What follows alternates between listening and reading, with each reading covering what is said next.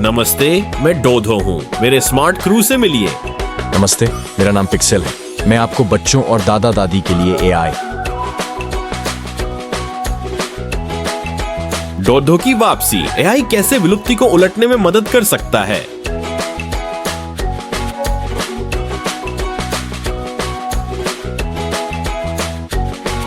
डोधो क्यों गायब हो गया? क्या डोधो वापस आ सकता है? इस पर कौन काम कर रहा है? डोधो क्या था? बहुत समय पहले मॉरिशस के उष्णकटिबंधीय द्वीप पर डोधो नामक एक पक्षी रहता था।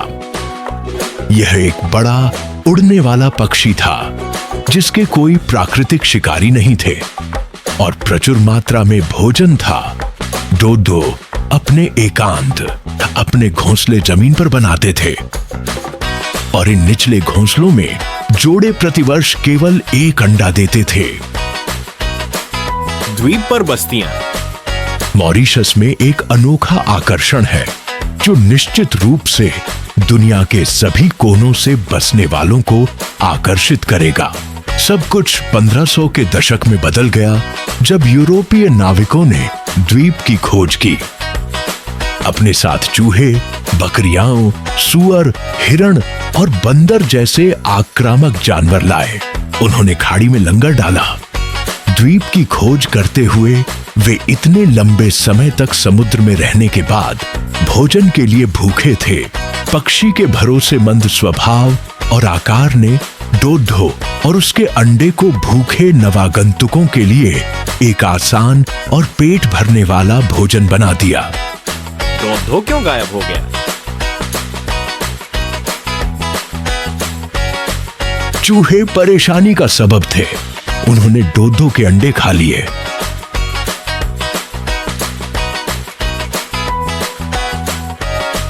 और बंदरों ने भी डोधो के घोंसले को गड़बड़ करके एक बड़ी भूमिका निभाई। बिल्लियां भी चूजों के लिए नए शिकारी थीं। बकरियां और जंगली सुअर खाने के मामले में नखरे वाले नहीं थे और कुछ भी खा लेते थे। हिरण भी निवास स्थान साझा करने से नई समस्याएं लाए। डोधो को शायद ही पता था कि उसका अंत निकट है। डोधो मनुष्यों के पास बिना किसी डर के आते थे क्योंकि उनका कभी शिकार नहीं किया गया था या उन पर हमला नहीं किया गया था। शिकार, आवास विनाश और आक्रामक शिकारियों के परिणाम स्वरूप डोधो की आबादी लगातार कम होती गई। डोधो मानवीय गतिविधि के कारण विलुप्ति के सबसे प्रसिद्ध उदाहरणों में से एक बन गया। लगभग 1691 तक कोई डोधो नहीं बचा था। यह प्रजाति पूरी तरह से विलुप्त हो गई। क्या डोधो वापस आ सकता है? 2022 में वैज्ञानिकों ने कोपेनहेगन के एक संग्रहालय से डोधो की हड्डियों का उपयोग करके डोधो का पूरा डीएनए कोड पता लगाया। इस खोज ने प्रजातियों को संभावित रूप से पुनर्जीवित करने की दिशा में पहला कदम चिह्नित किया। इस पर कौन काम कर रहा है? कोलोसल बायोसाइंसेज नामक एक अमेरिकी कंपनी डोधो को वापस लाने के लिए $150 मिलियन से अधिक खर्च कर रही है। वे डीएनए, एक विशेष कोड जो बताता है कि एक जानवर कैसे बनाना है, का उपयोग करने की कोशिश कर रहे हैं। प्रक्रिया के चरणों में शामिल है: 1. डोधो के निकटतम जीवित रिश्तेदारों जैसे निकोबार कबूतर का अध्ययन करना। दुर्भाग्य से निकोबार कबूतर वर्तमान में एक लुप्त प्राय प्रजाति है और उसी भाग्य का सामना कर सकता है। 2. डोधो डीएनए के प्रमुख हिस्सों की पहचान करना जो इसके अद्वितीय गुणों को निर्धारित करते हैं। क्रिस्पर जैसे जीन एडिटिंग टूल का उपयोग करके कबूतर डीएनए को संपादित करना। इन उपकरणों के साथ कबूतर डीएनए को डोधो के समान बनाया जा सकता है। निकोबार कबूतरों से आदिम जर्म कोशिकाओं पीजीसीज, प्रजनन कोशिका अग्रदूतों का उपयोग करना, डेजेन, और उन्हें मुर्गियों में डालना जो स्वाभाविक रूप से प्रजनन नहीं कर सकती हैं। 5. इन आनुवंशिक रूप से संशोधित कोशिकाओं से डोधो जैसे चूजे को उगाना और हैच करना। डोधो को वापस क्यों लाना है? नया विज्ञान के रूप में डोधो को वापस लाने के लिए उपयोग किए जाने वाले उपकरण आज भी जीवित जानवरों की रक्षा में मदद कर सकते हैं। कोलोसल के सीईओ का मानना है कि डोधो को पुनर्जीवित करने से आशा प्रेरित हो सकती है और संरक्षण में रुचि नवीनीकृत हो सकती है। यदि यह काम करता है तो एक दिन डोधो जैसा दिखने वाला और किसी तरह डोधो जैसा व्यवहार करने वाला पक्षी निकल सकता है। हालांकि इसे सिखाने के लिए डोधो माता पिता नहीं होंगे। अन्य वैज्ञानिक क्या कहते हैं? डोधो को वापस क्यों लाना है? खैर, आशा दिखाती है कि हम कुछ चीजें ठीक कर सकते हैं जिन्हें हमने तोड़ा है। कुछ वैज्ञानिक तर्क देते हैं कि संसाधनों को अभी भी जीवित लुप्तप्राय प्रजातियों की रक्षा पर बेहतर तरीके से खर्च किया जा सकता है। विलुप्ति से बाहर निकलने के लिए अन्य उम्मीदवार अधिक व्यवहार्य हो सकते हैं। इसके अलावा पालन करने के लिए बहुत सारे नियम और कदम हैं। डोधो को अमेरिकी प्रयोगशालाओं में पाला जाना होगा और अंतर्राष्ट्रीय कानूनों और संरक्षण नियमों का पालन करना होगा। नया डोधो संयुक्त राज्य अमेरिका में बनाया जाएगा और फिर मॉरिशस लाया जाएगा। डोधो कहाँ रहेगा? मॉरिशस वन्यजीव फाउंडेशन MWF उपयुक्त आवासों की पहचान कर रहा है। जिन क्षेत्रों पर विचार किया जा रहा है वे Black River Gorges National Park हैं, जबकि आनुवंशिकीविद प्रयोगशालाओं में काम करते हैं।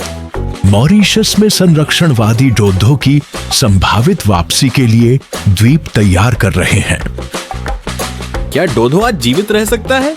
विभिन्न अन्य क्षेत्रों का मूल्यांकन उपयुक्तता के लिए किया जा रहा है।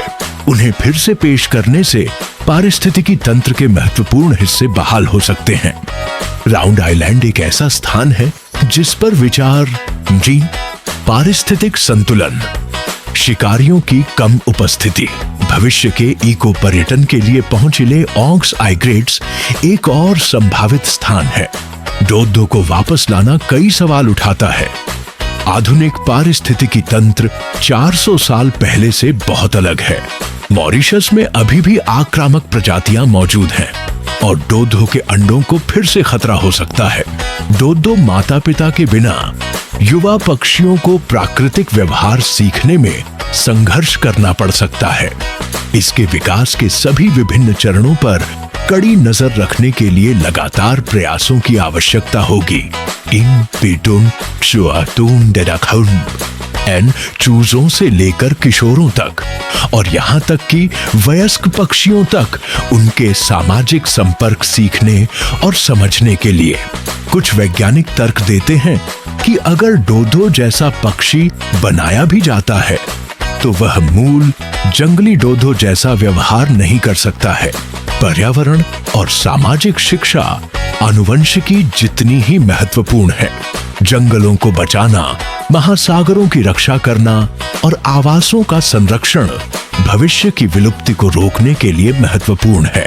क्या नया डोधो वही होगा? डोधो का पुनरुद्धार रातों रात नहीं हो रहा है। वैज्ञानिकों का अनुमान है कि इसमें 1 दशक या उससे अधिक समय लग सकता है। भले ही वैज्ञानिक सफल हो जाएं, यह विलुप्ति के लिए एक जादुई समाधान नहीं होगा। डोधो फल खाकर और अपने मल के माध्यम से बीज फैलाकर देशी पौधों के बीज वितरित करने में मदद करते थे।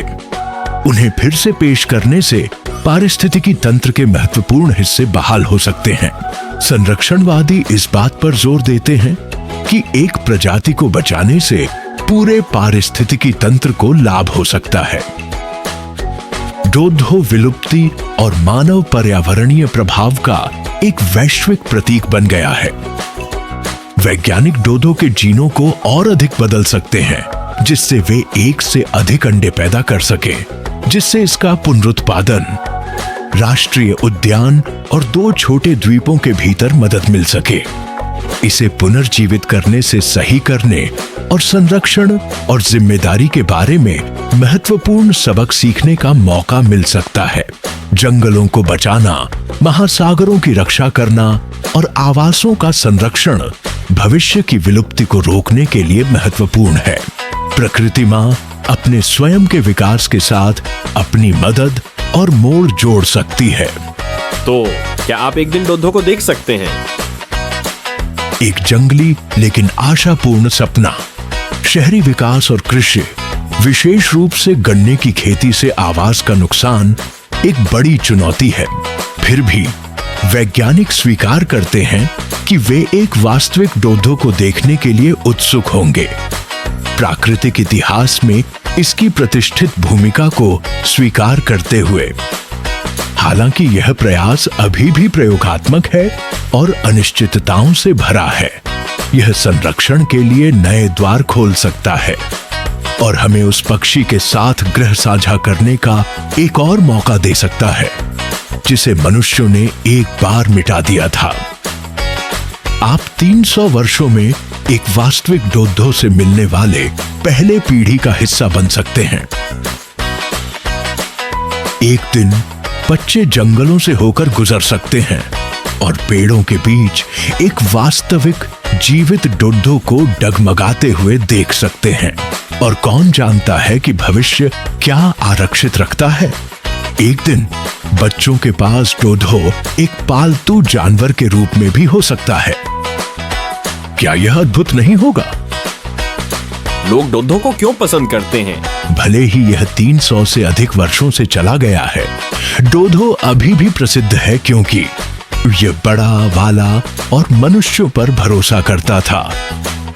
इसकी कहानी हमें सिखाती है कि जानवरों की रक्षा करना कितना महत्वपूर्ण है। लोग इसे प्रकृति और आशा के प्रतीक के रूप में देखते हैं। अंतिम विचार, आगे एक लंबा रास्ता।